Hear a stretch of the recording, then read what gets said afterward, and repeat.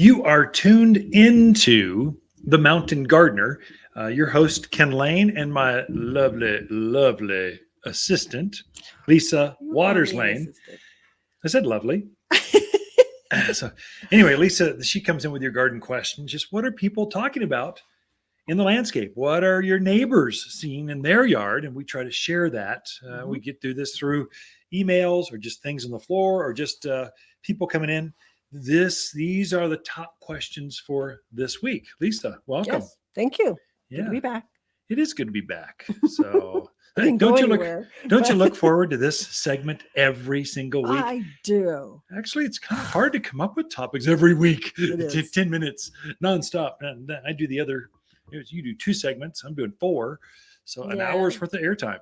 It's true, but you have a lot more words rolling around in your head than I do in mine. So. Anyway, what kind of questions we got? What do you Sure. got going on? Well, Sherry has a question. She moved into a home with some lovely grasses, Carl Forester, pampas grass, and she wants to know, do they have to be cut back, first of all? And if so, what time of year do you do it? So your grasses are in all their glory right now. So pampas grass, coral foresters, bunny grass. We've gotten some huge selections of grasses in. They're all in bloom. They're just stunning. They're gorgeous. You let them bloom through the end of the year, usually sometime in January. They're now tan colored, so their green is pretty much gone for most grasses. Sometimes pampas can hold it a little longer, but you enjoy the structure. So even with just the plumes, and now they're straw colored, they're still really pretty, good texture, colors, just interesting. And so enjoy those. Sometime in January, the snows come, there's been a rain or two, and they start to lay over, and then they start to lose their shape. So that's your cue. You don't look so good anymore. I'm cutting you off. And then you go through and you cut them back. Most grasses, you're cutting back pretty much to ankle level.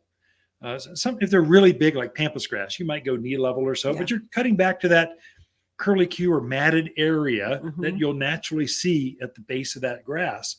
Cut it back. And then in March, you're going to fertilize it again, and it will start to grow back up, and it grows and grows and grows. And then sometime in summer, it starts to plume again. And then it just does that through the end of the year. So it's got a very long, pretty cycle to it. Even whether it's green or brown or straw colored, sometimes they turn red, they turn different colors. Enjoy that. Don't feel like you're rushed, but you prune back grasses after the new year through March or so.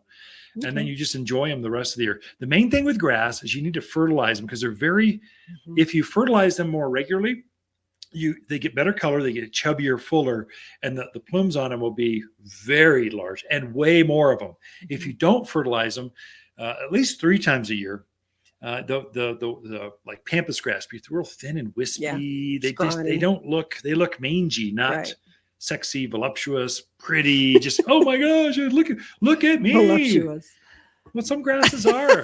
they have that pretty look to them. That is true. Yeah. I would agree. So good idea to cut them back. Some people don't do it, but it really is healthier for them to be cut back. The one that doesn't get cut back would be like bear grass, B-E-A-R, bear, the native That's one. That's not even really a true. Yeah, but it's called a grass. But don't cut that one because it's evergreen. Yuccas, those are not grasses. They stay evergreen. So don't cut those back. And we're talking true ornamental grasses, not lawn. A pretty grass. It's up, knee high to head high, somewhere in the yard. Those do better when they're cut back in the winter, early spring sometime. And then if you don't, what happens is like pampas grass. It has brown stems, leaves coming out, and then you get some green ones. You get this mishmashed green, brown. If you just cut it back, fertilize it, it'll all be green and pretty and just looks better, cleaner, neater. Okay. All right. Next question is from Anne. She's pulling out her summer veggies. Done, tired of them. Just done. Okay. So she wants to get the bed ready for fall crops. Yeah. And she wants to know, is it okay to plant rather, quickly after you pull the summer ones out? Yeah. And what kind of nutrients and what would you add to the soil? Yeah. So so we have 3 main planting seasons here. Early spring. So really 3. Early spring. So you're planting all that leafy stuff. We're talking March and April, first part of May. It's still frosty, but it's bright days. Those you're planting spinach and lettuce and kale and cabbage and broccoli, Brussels sprouts, all those you're harvesting the flower or the foliage. Mhm. Those things like the cold. So you plant them while it's still cold out. Then comes the summer planting season. That's what we're talking about. Cucumbers, saying you're harvesting the fruit. So Mhm. tomatoes, eggplants, watermelons, pumpkins, things you're harvesting the fruit, not the foliage. Those are all summer plants. They don't Mhm. like the cold. They like the heat. So typically the locals here, at least in the central highlands area of Arizona, we're planting after Mother's Day because that's Right. typically the last frost, typically, not always, but we'll start planting there. Then they're starting to lose production. So you've picked the eggplants off and they just aren't producing like they were. The days are getting shorter. So the summer plants love, 24/7 daylight. If you could give it to them 100 degrees, that's good. They're okay with all that heat. It's now cooling down and the nights are cool and the days are shorter. So they're starting to, some of those big tomatoes, they Yeah. just aren't forming tomatoes like they Right. were 2 months ago. Mhm. So when they stop producing, rip them out of the ground. You're done with them. Why water those things? They don't need it. And then that frees up space for the next season, which is we have a whole nother fall season, kind of like the early spring. The same plants you plant in early spring, you can plant starting now, and they'll produce right through winter. So kale, we pick a Swiss chard right through winter. Mhm. Parsley, spinach, all the winter, the things you're harvesting, the leafy things, those go in now.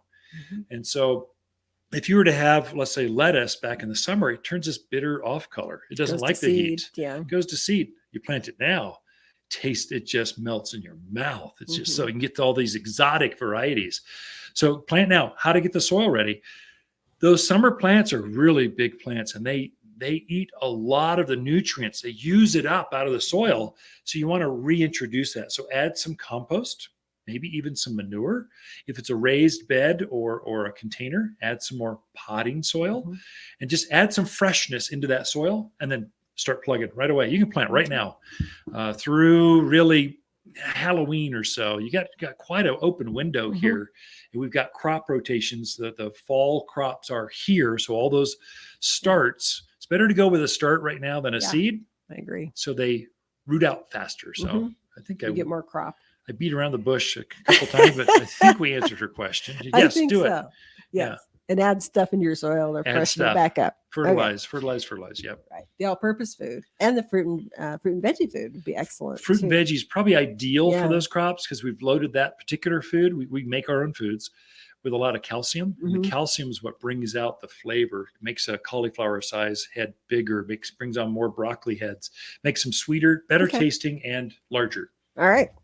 Well, our next question is from Ted. He had a large Arizona cypress that Yeah. got taken out by a car. Part of Oh, it got no. taken out. Oh, that His hurts. question is, will that put new branches out, or is that always going to be a horrible reminding scar? It's always going to be a horrible reminder. Conifers. So all your evergreens, the things with needles typically are called conifers. So Mhm. cypress, cedars, junipers, spruce, fir, they're all conifers. Mhm. Conifers do not, typically their new growth comes on the tips, outer edges, and on the inside of the tree. If a major branch is broken off, the bark is so thick that the new leaf buds can't really come through that bark. And so it never really grows on the inside of that tree. Mhm. So I don't know what happened, but if the tree hit it, broke a branch, and had a big mangy scar down the trunk, paint it black. There's nothing you can really do. Plant a tree in front of it. It's not going to put new limbs out at that spot. Unfortunately not. Right. What you can do, what will happen is if you fertilize, you have to give it a really good dose. So that's for the all-purpose plant food. That's it's more acidic. Mhm. Evergreens love that food. Right. Put it on now. Put it on again, let's say next March. And what you're going to do is not grow out of that mark, but make the side branches to grow sideways, filler. So it'll fill in from the side branches. Mhm. It'll finally grow that way because it gets all the sunlight. I wouldn't try to grow it out of the trunk, but out of the whatever those side branches are. And Yeah. Arizona cypress, they get 25 feet wide. They're Mhm. they're magnificent. Encourage it to get wider and chubbier, and it'll all be good. So should he? We're out of time. Never We mind. are out of time. There we go. Good questions this week, folks. Ken and Lisa Lane, the Mountain Gardeners, will be right back after this.